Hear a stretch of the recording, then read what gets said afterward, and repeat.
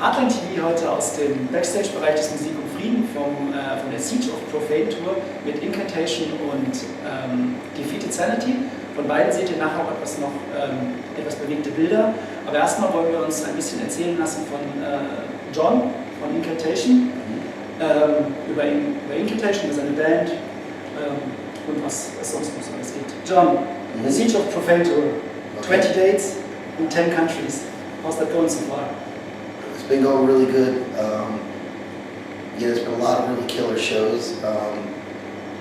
Highlights were probably Paris, which is usually a really great place. Spain was great. We haven't been there for a little while.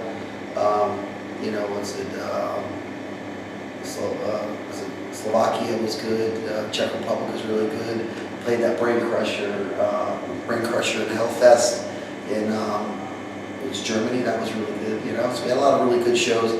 A lot of old school fans coming out, but also a lot of newer kids coming out to the show too. So we're having a blast. We're playing, on top of our game too. So it's really killer. If I'm not mistaken, it's going to be 30 years of Incantation this August. So you were like 20 or 19 when you founded Incantation together with 3 other guys. Yeah, I was 19. Yeah. 19 when I started in '89. It was August. It was like right around end of July, August. I can't remember the exact date, but because we didn't really put much effort into it, we were just doing it, not thinking at the time. But now looking back, I remember it was probably August of '98 when we actually first officially started. Because originally, Paul Ledney, who I started the band with, I was trying him out for my former band, Revenant, and I was jamming with him for probably about a month in Revenant, and I thought it was great, but the other guys in Revenant didn't like his playing, so I decided, fuck it. I felt more, I was able to express myself more with Paul Ledney than I was with the direction Revenant was going, so I just said, fuck it, went with Incantation or whatever. We started that, Paul, and since then it's been a crazy roller coaster of a ride. Who would have thought 30 years later? That's insane. When you look back at those 30 years, what comes to your mind first? Well, first of all, I can't believe it's been 30 years. That's insane in itself.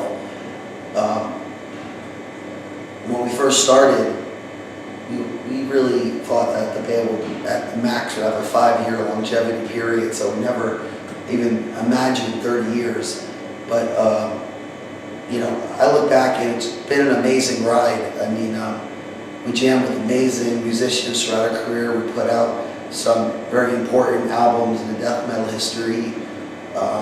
So to look back on it, I mean, all I can say is I'm proud of what the band has been able to accomplish. I never would have expected that, especially that early on. We had a really fuck the world kind of attitude with our band. So to still be doing it now and to have people appreciate our old material, but also still have relevance with our new material is any musician's dream come true, really.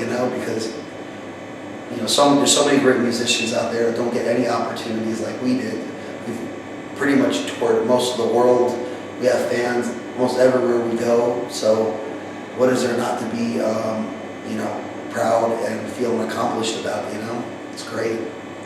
Metal Archives enlists at least 24 current or former band members of Incantation, plus countless live musicians. Okay, yeah. Do you keep track of that? No, I don't keep track of it. But yeah, it's difficult. I don't know. I never counted the amount of ex-musicians and the count of live musicians, but I was under the assumption that we were close to 40 or 40 something altogether. I mean, a lot of it though was because we were keeping the band going in a time when death metal was at a low point, which was like especially like the mid '90s, early 2000s. So it was really hard to keep people in the band. I think they had either they had the wrong impression of how it was going to be, they didn't want to put in the hard work, or they wanted to change the style to fit in with whatever trends were going on, and that just wasn't going to happen, because, early on we made, we always had a thing where we want to do it our way, not compromise to whatever's trendy and stuff like that. And a lot of members, came in, they got nervous and they want to change to be similar to a band like, Nile, say, or be like, try to be more like a band, like a black metal band like Immortal, and we just didn't have that interest. We wanted to be ourselves. Nothing against those bands, but we're a death metal band, and we want to, continue what we're doing. We don't want to be a chameleon band and change with the wind, And now, at this point in our career, people appreciate the fact that, we have stayed true to ourselves throughout the time. So it was the right decision, but at the time, it seemed like maybe a bad decision from some of the other people I jammed with. Do you have something special planned for the 30 years jubileum? Yeah, we're working on a 30th year release on Relapse. It's going to include a bunch of rarity stuff. Our 7-inch discography on, I don't know if it's going to be on vinyl or CD, I'm not sure, but then we're also working on 2 songs for a 7-inch EP, a new one.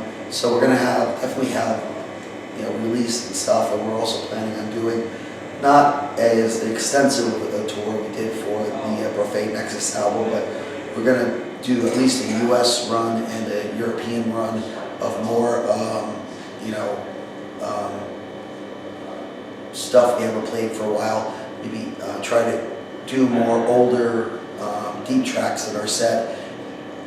Just make something special for our fans and to kind of represent the, the early days of the band.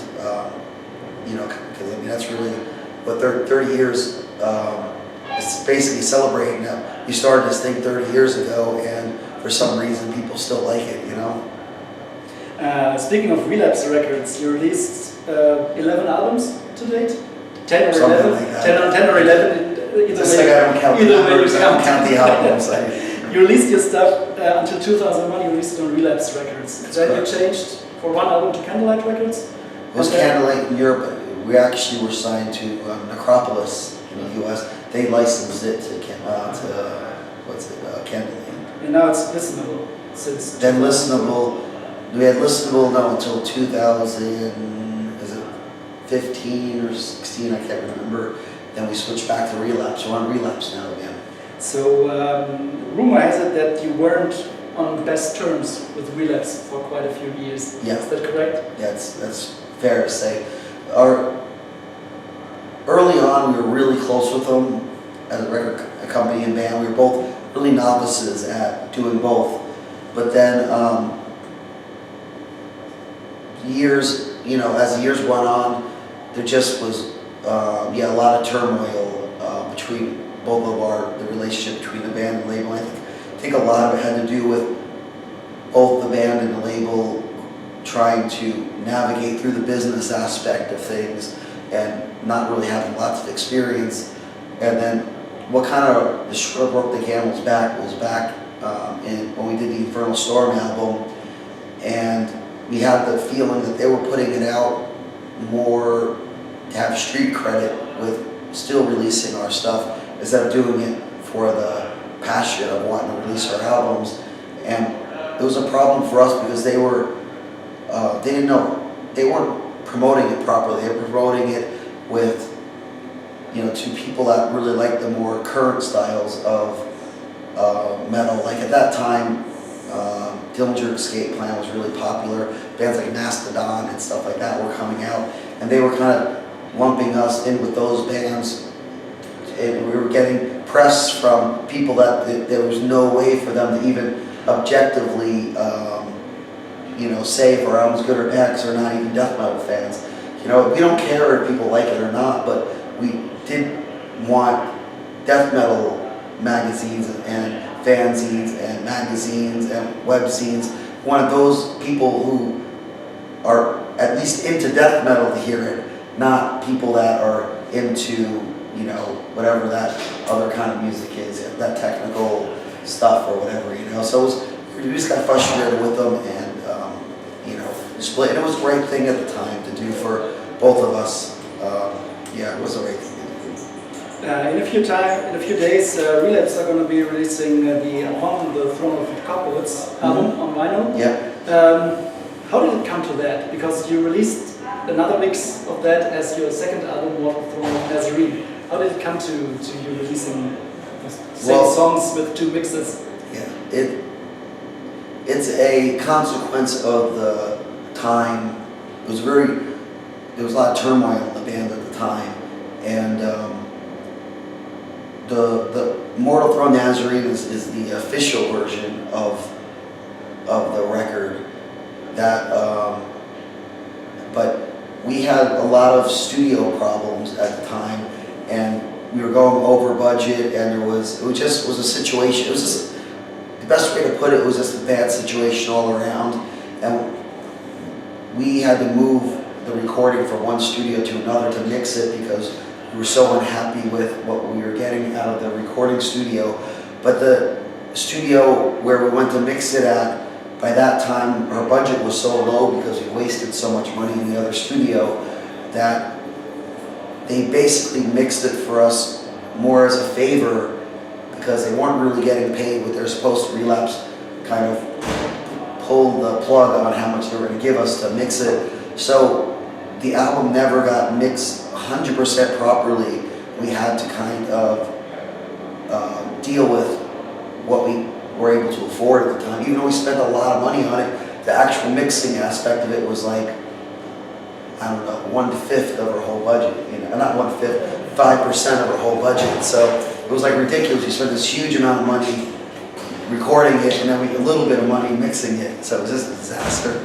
And then anyway, the Upon the Throne of Apocalypse version came up because that was the rough mix that we sent to Relapse to give them progress on how the album was going. And after Mortal Throne came out, it didn't do so well. People in the death metal scene, the black metal scene, didn't really understand what we were doing at the time, so it did pretty horrible. After Golgotha did so well for us, so they decided another way to make some money off the album was to release the rough mix version, which has a totally different feeling than the Mortal Throne version. But the trick of it is that I had nothing to do with the release of the Upon the Throne version. They went with the ex-members that weren't in the band anymore and got their permission to re-release it. So it was released as as kind of a slag towards me, or towards like a way to be almost like a fuck off or something like that. So at the time, I wasn't happy with the release, more just because I didn't have any input in it, and I told Relapse that I would have preferred to do one version proper instead of having two versions that are subpar, but it's just the way it worked out, and this is all old history that really is totally irrelevant now. But now when they came to me and they wanted to re-release it, I was like, sure, it's fine. Now I don't care. You know, I was annoyed at the time, but I mean, what's that, 25 years ago? It's like, I'm so over the issue with Upon the Throne of Apocalypse now. I figure we release it and have it done as a proper Incantation release and just embrace it as an interesting part of our history. You have your own label, Ibex Moon Records. Did you ever think about releasing the Incantation albums via Ibex Moon? Yeah, it was a thought, but it was something that just we never ended up doing. I never got around to really pushing it. Besides, we released the one, Primordial Domination, on Ibex Moon. But Ibex Moon is no longer a label. We stopped probably after the Torqueda. I don't know what the singing is. But anyway, yeah, after we did a Decatur release, and after we did that, I stopped doing it because there was numerous reasons, but the main one really was that I wanted to concentrate more on playing music, because I was spending so much money doing the label. It was taking up so much time, and doing business is so much suckier than writing music and stuff like that. So I decided to do what I do best and write music and play music instead of trying to pretend I'm a businessman when I'm not. I'm not a good businessman, really. Speaking of you, can you please move a bit to the light? Okay. Speaking of you as a musician, you took over vocal duties throughout your career in Incantation, because you had quite a few singers before that. And how did you enjoy that? Did you enjoy being the frontman, being the main man on stage too? It was never a thought for me to be a frontman in the band. I always I looked at myself like I guess I wanted to be like, say, a Mike Terrell from Possessed. I wanted to be the guitar player, songwriter, and he was one of the people I looked up to, as a child, starting off, or not child, a teenager and stuff like that. But around 2002, after Mike Sayers left the band, because he actually got stabbed at one of our shows, and after that he lost his interest in doing it anymore. Kyle and I both talked about it. We knew that I have to try to do vocals, or else we're just going to keep going through a revolving door. And I've been doing it since then, and I was not happy about it. It took me about a year of practicing it. It was just not my, not something I wanted to do, but after a while I got used to it, and now I feel comfortable expressing myself with it. But at the time of starting to do it, I was really kind of bummed that I had to do it. But I learned that it's easier now for me to express myself as the front man instead of trying to find somebody and then tell them how I want it to be done. It's better, now I don't really have to direct myself. Before, a lot of times I'd take whoever we're having and try to express, like, I want it like this, I want it like that. And, it's not good when you have to find somebody and then tell them how you want to do it. They have to naturally want to fit in. So me doing it, I don't have to worry about it. And also, if Kyle or anybody in the band has input on how to make my vocals better, I have no problem listening to it and doing what they want me to do, or putting it into consideration, because we don't have an ego problem in the band. We're able to talk about stuff and take it as constructive criticism. If I do something and they think it sucks, I want to do it so they're happy with it. I'm not going to be all whiny and pissy about it. At the end of the 90s, you had a quite severe accident while on tour, where you got injured pretty badly. Yeah. Well, luckily I didn't get injured too badly. Kyle probably got worse, but yeah. Was that a moment where you thought about quitting? No, not at all. No, because if I'm gonna die playing metal, it's okay. I don't mind, because it's what I love doing. But the accident was pretty bad, and it was. It's a bummer because I know Kyle feels bad about it, because Kyle was the driver at the time, and we're just fortunate that nobody died in the accident or got severely hurt, but it was just a bad time for the band. A lot of us were Kyle was having a lot of drug problems at the time and stuff, so it was really a difficult thing, but luckily no one got seriously hurt, or some of our gear got road rash and stuff. But at the end of the day, we basically, we're just thankful that nobody was hurt and that we move on as a band. But we've gotten into a couple accidents on tour, none of them serious. And like I said, for me at least, I'm not looking forward to dying, but if I die on the road, it's okay. Everybody knows that I died doing what I love doing, so it's not the worst way to die. I would die more if I was staying at home, not being able to play music and just rot away. Well, we hope you don't die too soon, so we got to hear more Incantation music. Yeah, John, hopefully. thank you very much for doing the interview. Thank All the you. best for the rest of the tour. Yeah, and appreciate it. Thank you. I appreciate the interview. And thanks to everybody for the support too. We really appreciate it. We've been doing this a long time. It's great. We always see new fans and some old fucks too come out to see us play. So it's really nice. You know, touring and stuff like this. It's a lot of times. It's almost like we're playing for family and stuff like that because we know some of these people so well. So it's really great. So thank you. Thank you.